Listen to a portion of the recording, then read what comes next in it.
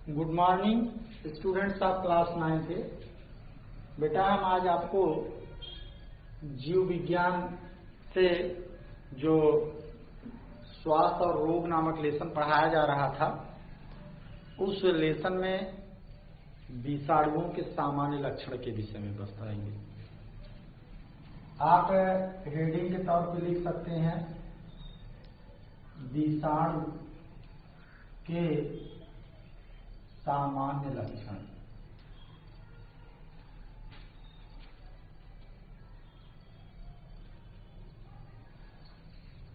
आपको यह बताया गया कि विषाणु जो होते हैं यह सजीव और निर्जीव दोनों के बीच की कड़ी होती हैं, क्योंकि इनमें सजीवों के गुण और निर्जीवों के गुण पाए जाते हैं और इसीलिए इसको सजीव और निर्जीव के बीच की कड़ी माना गया।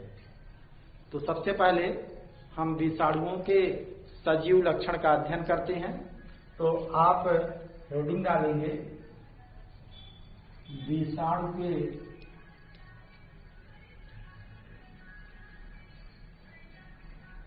सजीव लक्षण।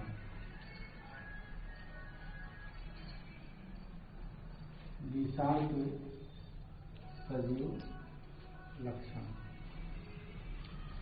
तो विषाणु के सजीव लक्षण में पहला लक्षण है विषाणुओं की आकृति और माप सजीवों के भांति निश्चित होती है। जो विषाणु होते हैं इनकी आकृति और माप क्या होती है? सजीवों के भांति निश्चित होती है। दूसरी बात यह होती है विषाणु प्रोटीन और न्यूक्लिक अम्ल डीएनए या आरएनए से बने होते हैं। विषाणु जो होते हैं यह प्रोटीन प्लस न्यूक्लिक अम्ल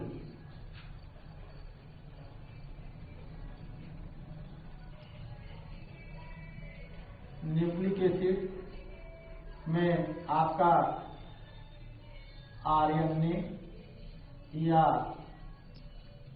डीएनए का बना होता है।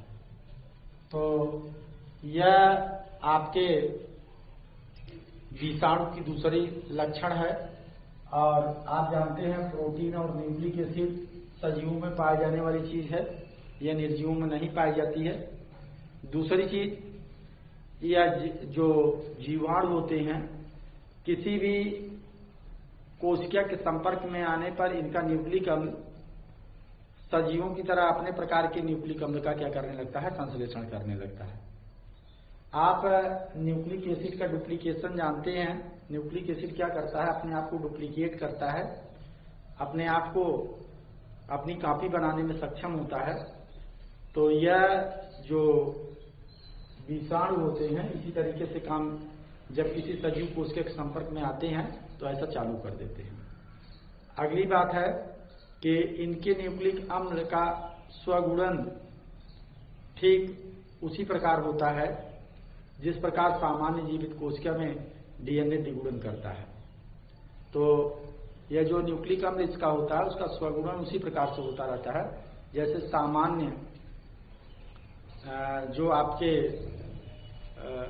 सामान्य आपका डीएनए का द्विगुणन होता है, उसी तरीके से इसके भी न्यूक्लिक अम्ल का द्विगुणन होता है।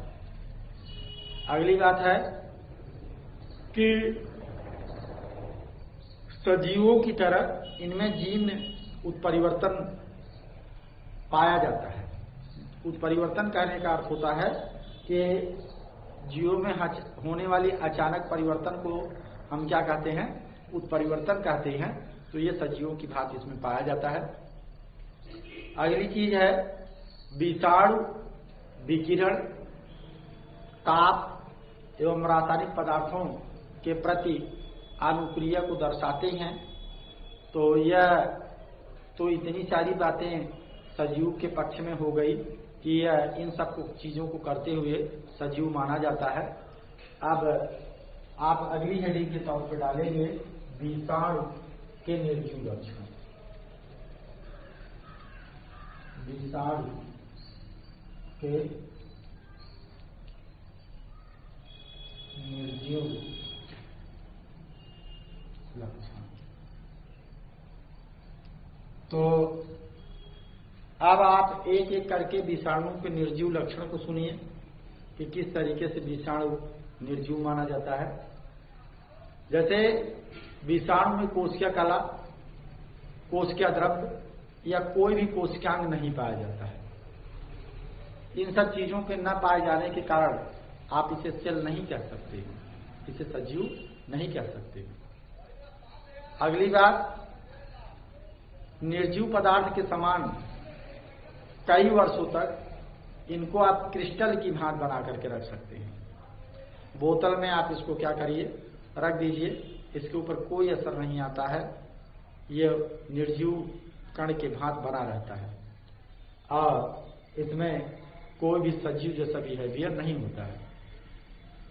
इसमें किसी भी प्रकार की उपापचयी क्रिया नहीं होती है, जैसे श्वसन का करना, उत्सर्जन का करना, गमन का करना, ये सारी ऐसे उपापचयी क्रिया इनमें नहीं देखी गई है।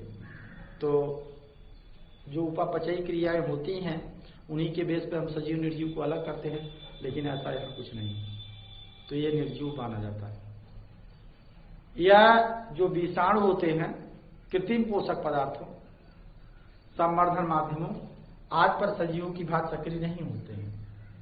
जैसे सजीव आपका कृत्रिम पोषक पदार्थ हुआ या आपका लीजिए संवर्धन माध्यम हुआ, उसमें डेवलप कर जाते हैं, लेकिन ऐसा इसमें नहीं होता है। और यह सजीव की भांति स्वतंत्र रूप से गुणन भी नहीं कर सकते। सजीव तो अकेले गुणन कर सकता है, रिप्रोड्यूस कर सकता है, लेकिन ये तब तक नहीं रिप्रोड्यूस कर सकता जब तक कि जीवित कोशिका के संपर्क में ना आए। और इनमें सजीव के समान किसी भी प्रकार की वृद्धि नहीं होती है, तो यह भी इसका गुण है कि इसमें ये चीज नहीं पाई जाती है। अब आप बात करेंगे विषाणुओं की आकृति एवं माप की। तो हम विषाणुओं के आकृति एवं माप के विषय में देखेंगे। तो आप यह जानते हैं कि विषाणु जो होते हैं बहुत सारे प्रकार के होते हैं आकृति और माप के अनुसार। पहला है समव्यासीय, डायमेट्रिक। तो समव्यासी कहने का अर्थ होता है कि यह सारे जो विषाणु होते हैं गोल आकार के बहुतलीय होते हैं, जो व्यास में एक जैसे होते हैं। जैसे आपका पोलियो का, हाइजा का, हार्पिस का, खसरा का विषाणु, ये सब क्या होते हैं, समव्यासी होते हैं, आइसोडायमेट्रिक होते हैं। अगला है असमव्यासी। असमव्यासी कहने का अर्थ होता है ये विषाणु दंडाकार होते हैं, रॉड शेप होते हैं, तंतुवत होते हैं। बहुत सारे पादप विषाणु आपके छड़नुमा अथवा गोल जीवाणु भोजी जो टैडपोल विषाणु है, टैडपोल के आकार का होता है, ये सब क्या है आपके असमव्यासी हैं। अगला है विषाणु कणों की माप। तो विषाणु कणों की माप कहने का अर्थ सबसे छोटा विषाणु लगभग 10 आपका जो होता है 10 म्यू माइक्रोन का होता है। पशुओं में एक रोग होता है जिसे खुरपका और मुंह पका रोग कहा जाता है। खुरपका और मुंह पका, वो इन्फेक्शन होता है पैर से, जब जानवर उसको चाटता है अपने जीभ से तो वो मुख में भी हो जाता है। तो इसके विषाणु जो होते हैं सबसे बड़े होते हैं, लगभग 300 म्यू माइक्रोन उनका आकार होता है। तो यह आपके विषाणुओं के आकृति और आकार के विषय में हुआ बात। अब चलिए हम बात करते हैं कि विषाणुओं के रासायनिक संगठन के विषय में।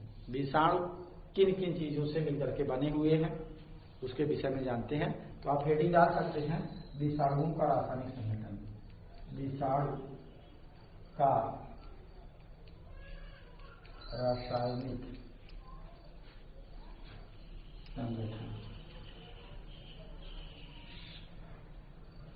आप जो है पहले से ही जान रहे हैं कि विषाणु जो होते हैं न्यूक्लियोप्रोटीन के बने होते हैं।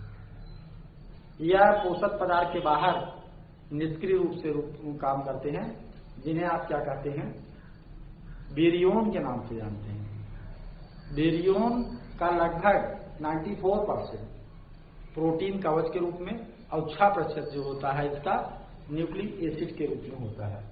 जो बेरियोन होता है इसका 94% प्रोटीन होता है जो कि कवच की भांति कार्य करता है, और उसके बाद जो इसका 6% शेष होता है यह न्यूक्लिक अम्ल की भांति काम करता है।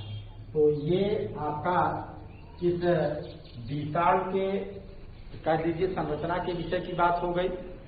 यह आपका जो विषाणु है, यह जो इसका प्रोटीन कवच है इसके कैप्सिड का निर्माण करता है, बाहरी आवरण का निर्माण कर रहा है, तो इसका कैप्सिड हुआ।